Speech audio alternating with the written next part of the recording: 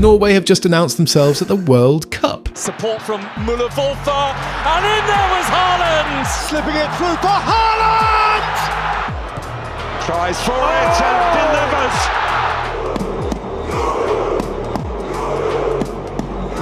delivers! Sure, Norway haven't played at a World Cup since 1998, but what they lack in pedigree, they more than make up for with their hunger, fearlessness and rare quality across key positions. And it is this combination that makes them arguably the most dangerous dark horses of 2026. But what is it about this Norway side that feels so exciting? And why are they being tipped to do more than simply show up as dark horses?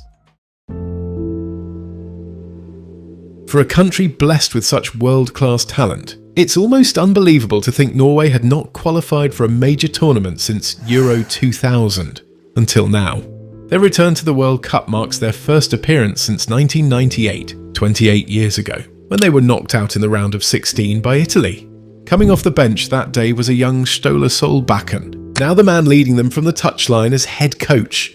Norway also reached the tournament in 1994, only to exit in one of the most extraordinary group stage scenarios. All 4 teams in their group finished level on points and goal difference, still the only instance of its kind in World Cup history, but it ended up being Norway, with the fewest goals scored that finished bottom. Of course, not every Norwegian team over the past quarter century has carried this level of promise. This one, however, may well be the finest generation the country has ever produced, and they showed it with a qualifying campaign so dominant that it has firmly established them as dark horses. Norway were one of only 2 teams alongside England to win every single match in qualifying. They swept all 8 games, scoring a remarkable 37 goals from an XG of just 27.2 and conceding only 5, while their diabolical average of 4.6 goals per game was the highest ever recorded by a European nation in a single World Cup qualifying campaign. The results were just as emphatic as the numbers suggest. From their 11-1 demolition of Moldova to their more impressive 3-0 and 4-1 victories over Italy, the Scandinavians didn't give a rat's arse about anyone's feelings. Ruthless yet exhilarating, combining structure and discipline with the freedom for their exceptional talents to thrive. They proved particularly lethal on the counter, scoring 7 goals from fast breaks, 4 more than any other side in the European qualifiers. You might assume Norway's entire game plan is simply to launch it toward Haaland and Inshallah. But no side that scores 37 goals in qualifying can be reduced to Route 1 or labelled purely counter-attacking. Operating from a 4-3-3 base, Solbakken's side combines high pressing with sharp vertical transitions, but they are equally capable of methodical build-up play, as demonstrated against Italy when their second goal followed a sequence comprising 21 passes. Norway had lost just 1 of their past 16 matches by June, and if form means anything heading into a World Cup, then they have every reason to believe this momentum can carry them deep into the tournament. By the way, if you're enjoying the video so far, we'd be incredibly grateful if you subscribed. Your support helps us grow and continue creating the content you love. When Norway last appeared at a World Cup in 1998, they stunned a top-ranked Brazil with a famous 2-1 victory in the group stage, only to fall to Italy in the round of 16. So matching that last 16 run should be the minimum target this time. Their attack should be among the most feared in the tournament, as Solbakken has built a side capable of hurting opponents in a variety of ways. A notable quirk of their qualifying campaign was that despite the sheer volume of goals, not one came from outside the box. But come to think of it, it's an approach that actually makes perfect sense given their attacking calibre. At the heart of it all is Haaland, whose staggering 16 goals in 8 games meant he finished as the top scorer across the entire World Cup qualification campaign and matched Robert Lewandowski's 2018 record for the most goals scored in qualifying by a European player. Haaland is simply a cheat code for any international team, with his remarkable 55 goals in 50 appearances for Norway, underlining why a major tournament platform feels long overdue.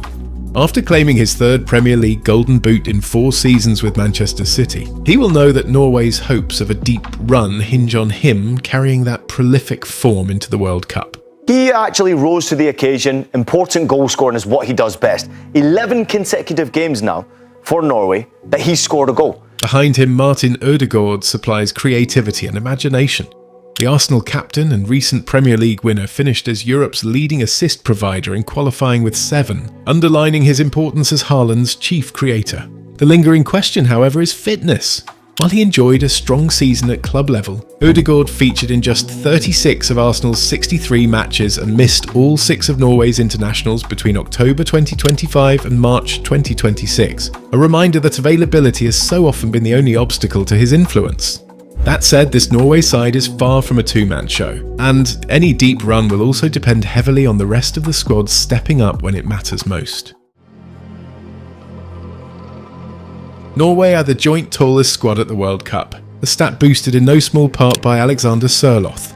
At 6 feet 5 inches, he is the ideal striker partner for Haaland in this Norway side, and started all 8 qualifying matches to the right of the City striker, scoring 5 times. What he can do in playing alongside Erling Haaland is that he gives some freedom to Erling Haaland, but it's not Haaland the only one who's banging himself with the centre backs. Centre backs are going to get caught up with him, and now Erling Haaland is left in a situation in which he's battling against one guy. Sørloth's 2-year spell at Crystal Palace between 2018 and 2020 may have passed largely unnoticed, but he has since rebuilt his reputation in Spain, scoring consistently in La Liga over the past 3 seasons with Villarreal and now Atletico Madrid.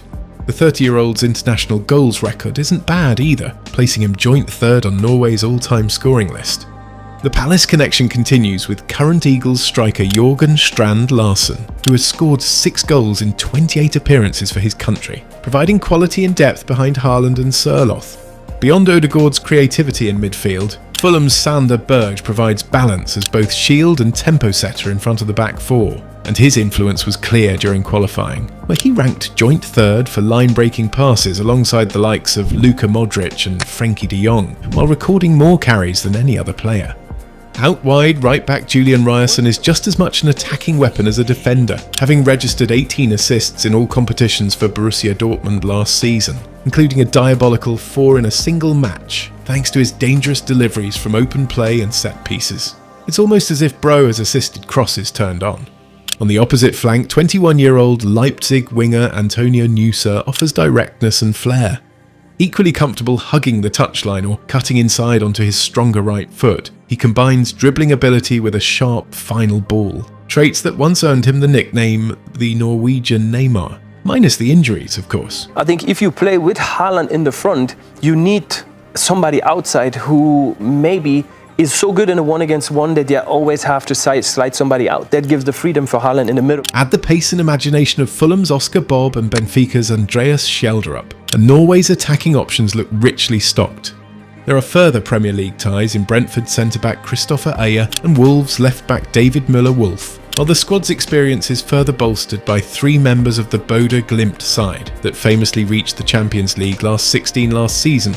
Defender Fredrik Bjørken, midfielder Patrick Berg and forward Jens Petter Hauge. We have a great squad now. You could put on Bob, you can put on Ødegaard, who did a great goal, has scored 5 goals as a defender in Serie A this season for Genoa. I think it speaks for Norway when we needed fresh legs on the pitch. We had 4 or 5 players coming on that we never had that. Every once in a while, a team emerges from out of nowhere to achieve the unthinkable. So why not Norway as the most unlikely World Cup winners of them all? It may sound fanciful, but in key areas of the pitch they possess near unrivaled quality and determination. Ultimately, Norway arrive, carrying the kind of unpredictability that accompanies youth and inexperience, but also with genuine grounds for optimism that this could be one of their most successful World Cup appearances yet. What makes this Norway team special for you?